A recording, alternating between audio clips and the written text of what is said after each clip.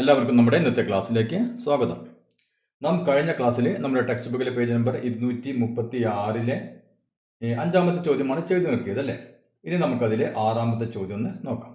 In the picture the mid points of the sides of a quadrilateral are join to make a small quadrilateral within it. അതായത് ഇവിടെ ഒരു വലിയ ക്വാഡ്രിലാറ്റർ, ഒരു വലിയ ചതുർഭുജം ഉണ്ട് അല്ലേ. ഈ ചതുർഭുജത്തിന്റെ മിഡ് പോയിന്റ്സ്, മധ്യബിന്ദുക്കളെ യോജിപ്പിച്ചുകൊണ്ട് ഒരു ചതുർഭുജം അല്ലെ, ഒരു ചതുർഭുജം വരച്ചിരിക്കുന്നു. അതായത് ഒരു ചെറിയ ക്വാഡ്രിലാറ്ററൽ അല്ലേ. അപ്പോൾ ഒരു വലിയ ക്വാഡ്രിലാറ്ററൽ അതിന്റെ മധ്യബിന്ദുക്കൾ കൂടി യോജിപ്പിച്ചുകൊണ്ട് ഒരു ചെറിയ ക്വാഡ്രിലാറ്റർ. ഓക്കെ, ഇനി calculate the coordinates of the other 3 vertices of the larger ക്വാഡ്രിലാറ്റർ.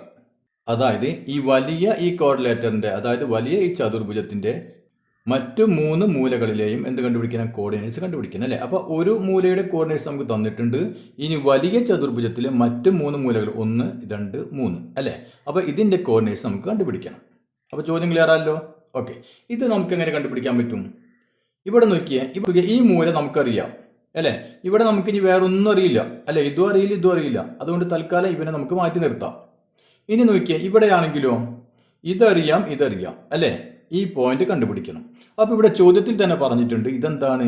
ഇത് മിഡ് പോയിന്റ് ആണ് അല്ലേ. അപ്പോൾ ഇതിന്റെ മിഡ് പോയിന്റ് ആണ് ഇത് അല്ലേ. അങ്ങനെയാണെങ്കിൽ നാം ഇതിന് തൊട്ട് മുമ്പ് ചെയ്ത ചോദ്യം ഉണ്ടല്ലോ, അത് നമ്മൾ എങ്ങനെയാണ് ചെയ്തത്? അതേ രൂപത്തിൽ തന്നെ നമുക്ക് എന്ത് കണ്ടുപിടിക്കാൻ പറ്റും? ഇതിന്റെ ഈ പോയിന്റ് കണ്ടുപിടിക്കാൻ പറ്റും അല്ലേ. അപ്പോൾ നമുക്ക് എന്ത് ചെയ്യാം? ഇതാണ് ആദ്യം കണ്ടുപിടിക്കാം അല്ലേ. അപ്പോൾ ഇവിടെ ഈ പോയിന്റ് നമുക്ക് ഇതിന്റെ കോർഡിനേറ്റ്സ് x1 y1 ആണെന്ന് വിചാരിച്ചു. x1 y1 അല്ലേ. ഇതാണ് നമുക്ക് കണ്ടുപിടിക്കേണ്ടത്. ഇവിടെ നമുക്ക് x2 y2. ഓക്കെ, ഇവിടുത്തെ കോർഡിനേറ്റ്സ് നമുക്ക് x3 y3 എന്ന് കൊടുക്കാം. ഓക്കെ, ഇനി നമ്മൾ ആദ്യം ഏതാണ് കണ്ടുപിടിക്കാൻ പോകുന്നത്? ഇതിന്റെ കോർഡിനേറ്റ്സ് കണ്ടുപിടിക്കാൻ പോകുന്നത് അല്ലേ. അപ്പോൾ നോക്കിയാൽ ഇതിന്റെ മിഡ് പോയിന്റ് ആണ് ഇത് നമുക്കറിയാലോ. അപ്പോൾ നമുക്കൊരു കാര്യം കൊണ്ട് ചെയ്യാം. ഇതിന് നമുക്ക് ഒരു പോയിന്റുകൾ കൊടുക്കാം അല്ലേ, ഒരു പേരുകൾ കൊടുക്കാം. ഇതിന് നമുക്ക് A, ഇവിടെ നമുക്ക് B, ഈ മൂല C, ഇതിന് D എന്ന് കൊടുത്തു. ഓക്കെ, വലിയ കോർഡിലേറ്ററിന്റെ 3 മൂലകൾക്ക് ഒരു പേര് കൊടുത്തല്ലോ. ഇനി നമുക്ക് ചെറിയ കോർഡിലേറ്ററിന് ഇതുപോലെ കൊടുക്കാം. ഇവിടെ നമുക്ക് P എന്ന് കൊടുക്കാം. P, ഇത് Q, ഇത് നമുക്കൊരു R, ഇത് S, അങ്ങനെ എടുക്കട്ടെ. അപ്പോൾ ഇവിടെ നമ്മൾ നേരത്തെ ചെയ്ത അതേ രൂപത്തിലാണ് ചെയ്യാൻ പോകുന്നത് അല്ലേ. അപ്പോൾ നമുക്കിവിടെ അറിയാം, നോക്കിയാൽ mid point.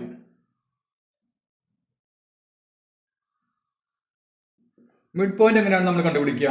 x1 plus x2 by 2, ഇതാണ് x കോർഡിനേറ്റ്. y കോർഡിനേറ്റോ y1 പ്ലസ് y2 ബൈ 2 അല്ലേ. ഇതാണ് മിഡ് പോയിന്റിന്റെ കോർഡിനേറ്റുകൾ വരാം. ഓക്കെ, ഇനി ഇവിടെ നോക്കിയേ, നമുക്ക് ആദ്യം എന്ത് ചെയ്യാം? നമുക്ക് AD അല്ലേ, ഇതാണ് നമുക്ക് ആദ്യം കണ്ടുപിടിക്കാൻ പറ്റില്ല. കാരണം ഇത് നമുക്ക് രണ്ടും അറിയില്ല അല്ലേ. അപ്പോൾ നമ്മൾ തൽക്കാലം ഇതിന് ഒഴിവാക്കി. ഇനി ഇവിടെ നമുക്ക് ഇതറിയാം, ഇത് കണ്ടുപിടിക്കാൻ പോവുകയാണ് അല്ലേ. അപ്പോൾ നമുക്ക് ആദ്യം എന്ത് ചെയ്യാം? ADയുടെ മിഡ് പോയിന്റ് ശ്രദ്ധിച്ചിരിക്കാം. Mid point of AD. അപ്പോൾ നമുക്ക് എങ്ങനെ കണ്ടുപിടിക്കാം? ADയുടെ മിഡ് പോയിന്റ് കണ്ടുപിടിക്കുന്നു അല്ലേ. ADയുടെ മിഡ് പോയിന്റ് കണ്ടുപിടിക്കാൻ നമുക്കറിയാം ഇതിന്റെ കോർഡിനേറ്റ് x1 അല്ലേ. ഇവിടെ x2 പകരം 2 എടുക്കുന്നു അല്ലേ. അപ്പോൾ നമുക്ക് എന്ത് എഴുതാം? x1 പ്ലസ് 2 ബൈ 2, ഇതാണ് x കോർഡിനേറ്റ് വരെ ഇവിടുത്തെ. പിന്നെയോ y കോർഡിനേറ്റോ y1 പ്ലസ് ഇവിടുത്തെ 1 അല്ലേ. y1 പ്ലസ് 1 ബൈ 2 അല്ലേ. ഇവിടെ നോക്കിയാൽ x1 പ്ലസ് x2 ബൈ 2 അല്ലേ. x1ഉം x2 തമ്മിൽ കൂട്ടുക ബൈ 2, y1 y2 തമ്മിൽ കൂട്ടുക ബൈ 2 അല്ലേ. അതിന് പകരം ഇവിടുത്തെ വാല്യൂ ഏതൊക്കെയാണ് എടുക്കുന്നത്? x1ഉം ഇവിടെ 2ഉം. അപ്പൊ x1 പ്ലസ് 2 ബൈ 2. ഇനി ഇവിടെ y കോർഡിനേറ്റ് വയ്ക്കാം y1 പ്ലസ് 1 ബൈ 2. ഓക്കെ അല്ലേ. ഇനി നമുക്ക് മിഡ് പോയിന്റ് ഓഫ് AD. ഇവിടെ നമുക്ക് ADയുടെ മിഡ് പോയിന്റ് അറിയാം അല്ലെ. അതിന്റെ കോർഡിനേറ്റ്സ് അറിയാം. ഏതാണ് കോർഡിനേറ്റ്? 3, 3 ആണ് അല്ലേ. അപ്പോൾ നമുക്കിവിടെ മിഡ് പോയിന്റ് ഓഫ് ADക്ക് പകരം 3, 3 എന്ന് കൊടുക്കാം അല്ലേ. 3, 3 ആണ് ഇതിന്റെ മിഡ് പോയിന്റിന്റെ കോർഡിനേറ്റ്, അത് നമുക്കറിയാം അല്ലേ. സീക്വൽ ടു നമുക്ക് എന്ത് എഴുതാം? x1 പ്ലസ് 2 ബൈ 2 അല്ലേ. y1 പ്ലസ് 1 ബൈ 2 അല്ലേ. ഇത് നമുക്ക് എഴുതാം. ഇനി നോക്കിയേ, ഇനി നമുക്ക് ഈ x1 പ്ലസ് 2 ബൈ 2 അല്ലേ, ഇത് ചെയ്ത് കഴിഞ്ഞാൽ നമുക്ക് എന്താണ് കിട്ടുന്നത്? ഇതിന്റെ x കോർഡിനേറ്റ് കിട്ടും. ഇത് ചെയ്ത് കഴിഞ്ഞാൽ ഇതിന്റെ y കോർഡിനേറ്റ്, അതായത് നമ്മുടെ മിഡ് പോയിന്റിന്റെ x കോർഡിനേറ്റും y കോർഡിനേറ്റും ആണ് ഇത് അല്ലേ. അപ്പോൾ ഇത് ചെയ്ത് കഴിഞ്ഞാൽ നമുക്ക് 3 കിട്ടും. ഇത് ചെയ്ത് കഴിഞ്ഞാൽ നമുക്ക് y കോർഡിനേറ്റ് 3 കിട്ടും അല്ലേ. അതായത് x പ്ലസ് 2 ബൈ 2 ചെയ്ത് കഴിഞ്ഞാൽ നമുക്ക് എന്ത് കിട്ടണം? ഈ 3 കിട്ടണം. കിട്ടണ്ടേ? വേണം. അപ്പോൾ നമുക്ക് എന്ത് എഴുതാം? x1 പ്ലസ് 2 അല്ലേ, x1 പ്ലസ് 2/2 എന്ത് കിട്ടും? നമുക്ക് 3 കിട്ടും അല്ലേ. അതിന്റെ വാല്യൂ ആണ് 3. അങ്ങനെയാണ് നമുക്ക് കഴിഞ്ഞ് ക്രോസ് ചെയ്തൂടെ അല്ലേ. ഇതിൽ നിന്ന് നമ്മൾ x1 കണ്ടുപിടിക്കാൻ പോണ്. x1 പ്ലസ് 2 അല്ലേ സീക്വൽ ടു എന്ത് വരും? 2 × 3 2 × 3 6. അതിൽ നിന്ന് x1ന്റെ വാല്യൂ കണ്ടുപിടിക്കാലോ. 6 ഈ പ്ലസ് 2 അങ്ങോട്ട് പോകുമ്പോൾ -2 സീക്വൽ ടു 4 എന്ന് കിട്ടി. മനസ്സിലായല്ലോ? അപ്പൊ നമുക്ക് x1ന്റെ വാല്യൂ കിട്ടി 4. ഇനി ഇവിടെ നോക്കിയാൽ ഇത് അല്ലേ y1 പ്ലസ് 1/2 അല്ലെ. ഇത് ചെയ്താൽ നമുക്ക് എത്ര കിട്ടണം? 3 കിട്ടണം അല്ലേ. അപ്പൊ നമുക്ക് ചെയ്യാം. y1 plus 1/2 equal to 3. ഈ 3 ഇത് ആദ്യത്തെ 3 ആണ്. ഇത് നമുക്ക് ഇവിടെയും 3 തന്നെയാണ്, അതുകൊണ്ടാണ് നമ്മൾ ഈ 3. ഓക്കെ. ഇനി ഇതിനെ ക്രോസ് ചെയ്യുമ്പോൾ എന്ത് വരും? y1 plus 1 equal to 2 × 3 6. അതായത് y1 ഇസ് ഈക്വൽ ടു 6. ഈ 1 അങ്ങോട്ട് പോകുമ്പോൾ -1 ഇസ് ഈക്വൽ ടു 5. അതായത് നമുക്ക് ഈ മൂലത്തെ കോർഡിനേറ്റ് എന്ത് കിട്ടി? x1ന്റെ വാല്യൂ 4ഉം y1ന്റെ വാല്യൂ 5ഉം അല്ലേ. അതായത് 4 5. ഓക്കെ. അപ്പൊ നമുക്ക് ഇത് കിട്ടി അല്ലേ. ഇനി എന്ത് ചെയ്യാം? ഇപ്പൊ ഇതറിയാം അല്ലേ. ഇപ്പൊ ഇവിടെ നമുക്ക് എഴുതാം 4 5. ഓക്കെ. അപ്പൊ ഇതറിയാം. അപ്പൊ ഇതേ രൂപത്തിൽ നമുക്ക് ഇത് കണ്ടുപിടിച്ചൂടെ? x2 y2 കണ്ടുപിടിക്കാലോ അല്ലേ. ഇവിടെ x2 y2 നമുക്ക് ഈ മൂലയിലെ കോർഡിനേറ്റ്സ് നമുക്ക് കണ്ടുപിടിക്കാൻ പറ്റും ഇതേ രൂപത്തിൽ തന്നെ. അതായത് ഇവിടെ മിഡ് പോയിന്റ്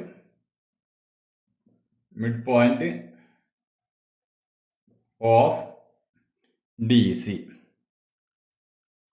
ഇവിടെ നോക്കിയാൽ എക്സിന്റെ വാല്യൂ ഒക്കെ ഇവിടെ നമ്മൾ 4 കിട്ടിയിട്ടുണ്ട് അല്ലേ. ഇവിടെ ഇത് കിട്ടി 4 5. അപ്പൊ 4 പ്ലസ് x2 അല്ലെ. 4 പ്ലസ് x2/2 പിന്നെയോ 5 പ്ലസ് y2/2 അല്ലെ.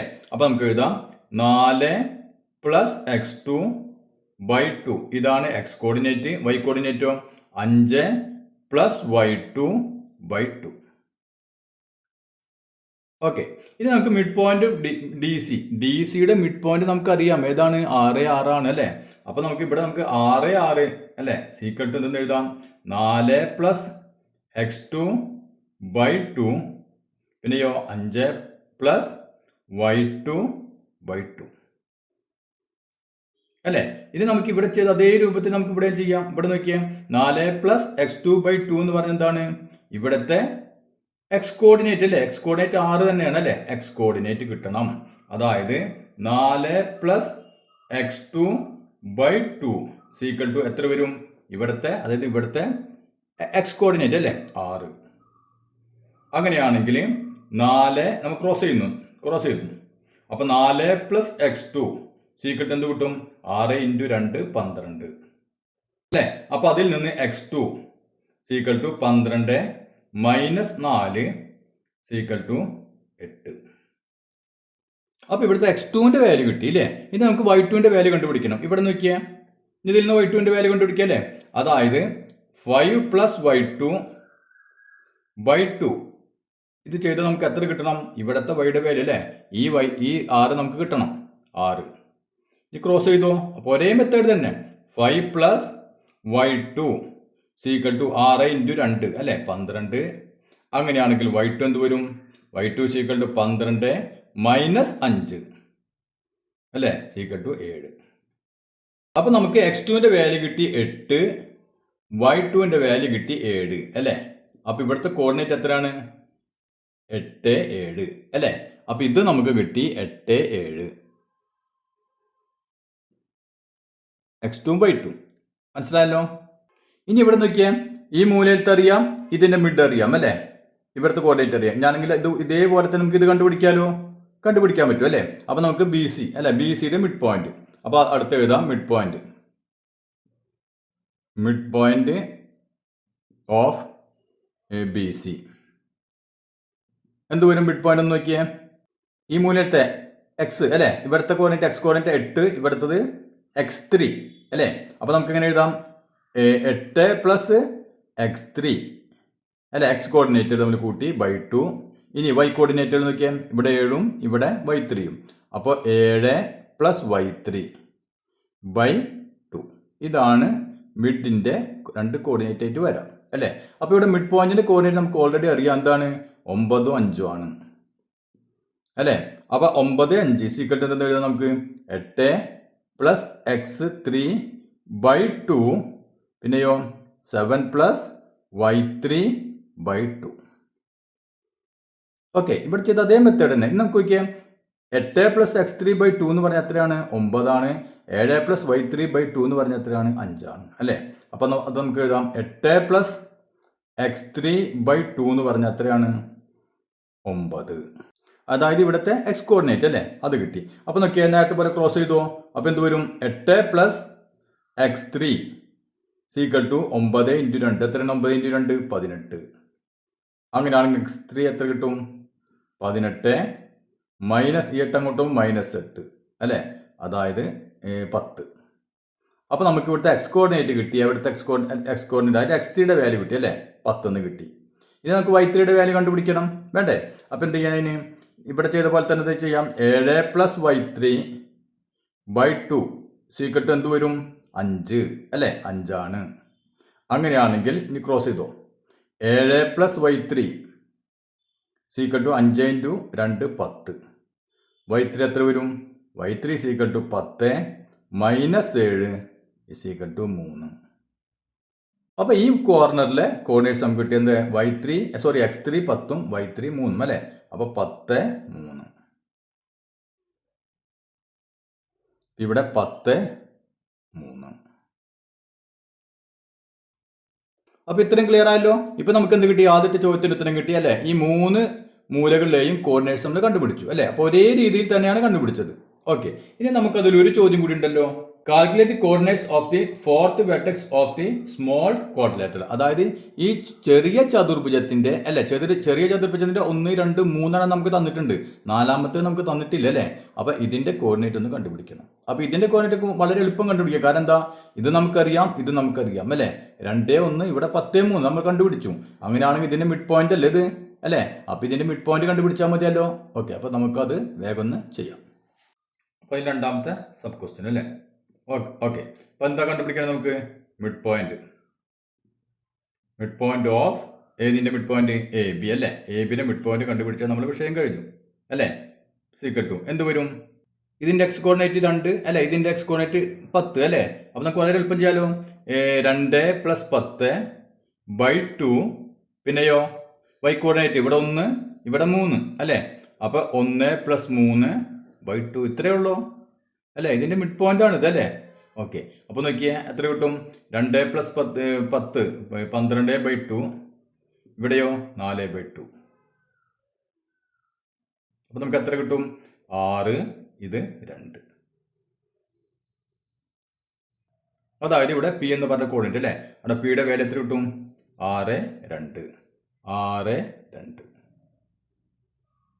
അപ്പോൾ അത് ക്ലിയർ ആയില്ലേ. ഇനി നമുക്ക് 7ാമത്തെ ചോദ്യം ഒന്ന് ചെയ്ത് നോക്കാം. Calculate the coordinates of the circumcentre of the triangle with vertices 0 0 0 4 3 0 അല്ലേ. അപ്പോൾ 0 0 0 0 പിന്നെന്താണ് 0 4 അടുത്തത് 3 0 അല്ലേ. അതായത് എന്താണ് നമ്മുടെ ചോദ്യം? Calculate the coordinates of the circumcentre of this triangle with vertices 0 0 0 4 3 0. അതായത് ഒരു ത്രികോണം അല്ലെ, ത്രികോണത്തിന്റെ 3 മൂലകളിലെ കോർഡിനേറ്റ്സ് നമുക്ക് തന്നിട്ടുണ്ട് 0 0 0 4 3 0 അല്ലെ. ഇനി എന്താണ് നമ്മൾ കണ്ടുപിടിക്കേണ്ടത്? ഇതിന്റെ പരിവൃത്ത കേന്ദ്രം അല്ലെ. പരിവൃത്ത കേന്ദ്രം എന്ന് പറഞ്ഞാൽ എന്താണ്? സർക്കംസെന്റർ അല്ലെ. അപ്പൊ ഇതിന്റെ പരിവൃത്ത കേന്ദ്രം അതായത് സർക്കിളിന്റെ ആ സെന്റർ അല്ലെ, അതിന്റെ കോർഡിനേറ്റ് നമ്മൾ കണ്ടുപിടിക്കണം. അപ്പോൾ പരിവൃത്തം സർക്കിൾ എന്ന് പറഞ്ഞാൽ നമുക്കറിയാം അല്ലേ. ത്രികോണത്തിന്റെ 3 മൂലകളിലൂടെയും കടന്നു പോകുന്ന സർക്കിളിനെയാണ് നാം എന്ത് പറയുക? സർക്കിൾ എന്ന് പറയുക അല്ലേ. അപ്പോൾ അതിന്റെ ആ 3 മൂലകളിലെ കോർഡിനേറ്റ്സ് ആണ് നമുക്ക് തന്നിട്ടുള്ളത്. മനസ്സിലായില്ലേ? ഇനി ആ സർക്കിളിന്റെ എന്ത് കണ്ടുപിടിക്കണം? കേന്ദ്രം അതായത് സെന്ററിന്റെ കോർഡിനേറ്റ് നമ്മൾ കണ്ടുപിടിക്കണം. ഇതാണ് ചോദ്യം. അപ്പോൾ ഇവിടെ നമ്മൾ ശ്രദ്ധിക്കേണ്ടത് ഈ തന്നിട്ടുള്ള കോർഡിനേറ്റ്സ് നോക്കിയാൽ 3 മൂലകളിൽ അല്ലേ, ആ ത്രികോണത്തിന്റെ 3 മൂലകളിലെ കോർഡിനേറ്റ്സ് നമുക്ക് തന്നിട്ടുണ്ട്. 0 0 0 0 എന്ന് പറയുമ്പോൾ നമുക്ക് എന്താണ്? നമുക്കറിയാം എന്താണ്? അത് ഒറിജിൻ ആണ് അല്ലേ, ആധാരബിന്ദു. അതായത് ഇതിപ്പോൾ എക്സ് ആക്സിസ്, ഇത് വൈ ആക്സിസ്. അങ്ങനെയാണെങ്കിൽ 0 0 എന്ന് പറഞ്ഞ പോയിന്റ് ഏതാണ്? ഇതാണ് 0 0. ഓക്കെ, ഇനി നോക്കിയാൽ 0 4 അല്ലെ. 0 4 എന്ന് പറയുമ്പോൾ എക്സിന്റെ വാല്യൂ 0, വൈയുടെ വാല്യൂ 4. അപ്പോൾ എക്സിന് 0 വാല്യൂ വൈയുടെ വാല്യൂ 4 എന്ന് പറയുമ്പോൾ അത് എവിടെയായിരിക്കും, ഏത് ആക്സിസിലായിരിക്കും, ഏത് അക്ഷത്തിലായിരിക്കും ഉണ്ടാവുക? എക്സിൻ്റെ വാല്യൂ 0 ആണെങ്കിൽ നമുക്കറിയാം അത് ഏതിലായിരിക്കും, വൈയിലായിരിക്കും ഉണ്ടാവുക അല്ലേ. അല്ലേ, ഇപ്പോൾ നോക്കിയാൽ വൈയിൽ എടുത്തു കഴിഞ്ഞാൽ, വൈയിൽ ഏത് പോയിന്റ് എടുത്തു കഴിഞ്ഞാൽ അതിന് നമ്മൾ ഫസ്റ്റ് ക്ലാസ്സിൽ പഠിച്ചിട്ടുണ്ട് അല്ലേ, വൈയിൽ ഏതൊരു പോയിന്റ് എടുത്താലും അതിൻ്റെ എക്സ് ആക്സിസിൻ്റെ വാല്യൂ എത്രയാണ്, 0 ആയിരിക്കും അല്ലേ. അതായത് 0, 4 എന്ന് പറഞ്ഞ പോയിന്റ് എവിടെയാണ്, ഇവിടെ എവിടെയാണ് അല്ലേ, ഈ വൈ ആക്സിസിലാണ്. ക്ലിയർ ആണല്ലോ. ഓക്കെ, അപ്പോൾ ഒരു പോയിന്റ് ഇവിടെ, ഒരു പോയിന്റ് ഇതിൽ എവിടെയോ ആണ്, അത് കൃത്യമായി അല്ലേ. ഇനി അടുത്തത് നോക്കിയാൽ 3, 0, അടുത്ത മൂലം 3, 0. അതായത് ഇവിടെ നോക്കിയാൽ വൈയുടെ വാല്യൂ 0 അല്ലേ. അപ്പോൾ വൈയുടെ വാല്യൂ 0 ആണെങ്കിൽ ഇവിടെ എവിടെയായിരിക്കണം, എക്സിലായിരിക്കണം അല്ലേ. അപ്പോൾ എക്സിൽ എവിടെയാണെങ്കിലും ഇതിൻ്റെ വൈയുടെ വാല്യൂ എന്ത് വരും, 0 ആയി മാറും അല്ലേ. അപ്പോൾ ഇതിൽ നിന്ന് എന്ത് മനസ്സിലായി നമുക്ക്, ഒരു പോയിന്റ് ഇവിടെയാണ്, ഒരു പോയിന്റ് ഇതിൽ എവിടെയായിരിക്കും, ഈ വൈ ആക്സിസിലായിരിക്കും, അടുത്ത പോയിന്റ് എക്സിലായിരിക്കും. ക്ലിയർ ആയല്ലോ. അങ്ങനെയാണ് ഈ ത്രികോണം വരിക അല്ലേ. ഇപ്പോൾ നമുക്ക് നോക്കിയാൽ സിമ്പിളായിട്ട് വേണമെങ്കിൽ ഒരു ത്രികോണം വരച്ച് നോക്കാം. അപ്പോൾ ഒരു പോയിന്റ് ഇവിടെ, ഒരു മൂല, ഒരു പോയിന്റ് നമുക്ക് ഇവിടെ എടുക്കാം, ഒരു പോയിന്റ് നമുക്ക് ഇവിടെ കുറച്ചും കൂടി ഇവിടെ എടുക്കാം അല്ലേ. അപ്പോൾ ഏറെക്കുറെ ഇതേ രൂപത്തിലായിരിക്കും നമ്മുടെ ത്രികോണം വരിക അല്ലേ. അതായത് ഈ പോയിന്റ് നമുക്ക് 0, 0 അല്ലേ, ഈ പോയിന്റ് 3, 0 അല്ലേ, 3, 0. ഇവിടെയാണെങ്കിലോ ഇവിടെ 0, 4 അല്ലേ, എക്സിൻ്റെ വാല്യൂ 0, വൈയുടെ വാല്യൂ 4, ഇവിടെ എക്സിൻ്റെ വാല്യൂ 3, വൈയുടെ വാല്യൂ 0. ക്ലിയർ ആയല്ലോ. അപ്പോൾ ഇതാണ് നമ്മുടെ ത്രികോണം. അപ്പോൾ ഈ ത്രികോണത്തിന്റെ സർക്കം സെന്റർ അല്ലേ, അതായത് സർക്കം സർക്കിൾ വരച്ചിട്ട് സർക്കം സെന്ററിന്റെ കോർഡിനേറ്റ് ആണ് നമ്മളോട് ചോദിച്ചിട്ടുള്ളത്. അതിനർത്ഥം എന്താണ്, ഈ 3 മൂലകളുടെയും കടന്നു പോകുന്ന ഒരു സർക്കിൾ അല്ലേ, സർക്കിൾ, അതിന്റെ സെന്റർ നമ്മൾ കണ്ടുപിടിക്കണം.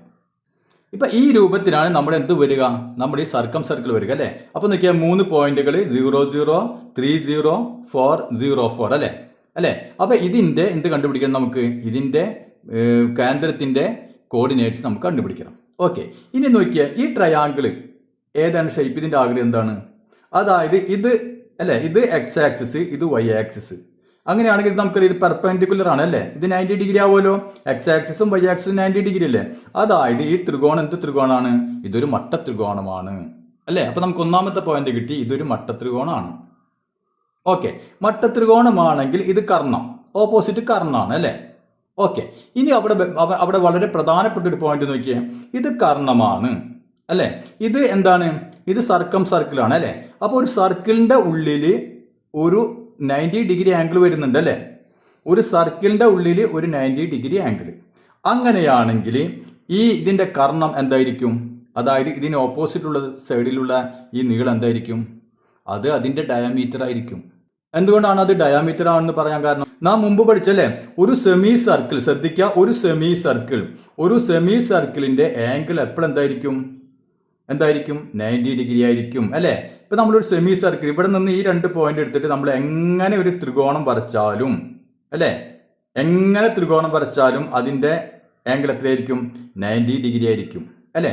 തിരിച്ചു പറഞ്ഞാൽ ഇവിടെ 90 ഡിഗ്രി ആണെങ്കിൽ അതിൻ്റെ അർത്ഥം എന്തായിരിക്കും, ഇത് ഒരു സെമി സർക്കിൾ ആയിരിക്കും അല്ലേ. അപ്പോൾ ഇവിടെ നമുക്ക് 90 ഡിഗ്രി കിട്ടിക്കഴിഞ്ഞാൽ അതിൻ്റെ അർത്ഥം ഇവിടെ എന്തായിരിക്കും, ഇത് സർക്കിളിൻ്റെ പകുതിയാണ്, അതായത് ഇതെന്തായിരിക്കും, ഇത് സർക്കിളിൻ്റെ ഡയമീറ്റർ, അതായത് വ്യാസമായിരിക്കും. ക്ലിയർ ആവുന്നില്ലേ.